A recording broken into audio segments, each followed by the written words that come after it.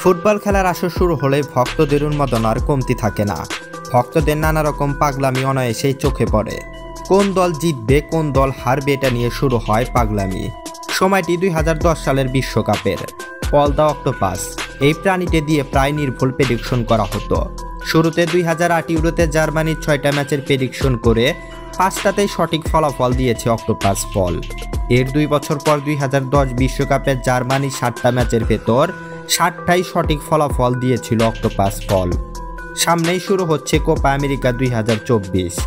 এরই উন্মাদনায় ভাসছে পুরা ফুটবল বিশ্ব। আর সেই উন্মাদনাকে বাড়িয়ে তুলতে নানা রকম আয়োজন চলছে কোপায়। আর সেসব আয়োজনের অন্যতম চমক হিসাবে থাকছে প্রাণীদের দিয়ে ভবিষ্যৎবাণীর চিত্র। কোপা আমেরিকায় ব্রাজিলের প্রথম ম্যাচ খেলবে কোস্টারিকার বিপক্ষে। এদিকে বাতাসে ঘুরে বেড়াচ্ছে প্রাণীদের দিয়ে ভবিষ্যৎবাণীর খবর। তবে সেই ম্যাচের ফলাফল ব্রাজিলের দিকে। এদিকের গুগলের ইনফরমেশন অনুযায়ী ব্রাজিলের জেতার সম্ভাবনা 52%, কোস্টারিকার জেতার সম্ভাবনা 28% এবং ড্র হওয়ার সম্ভাবনা 20%।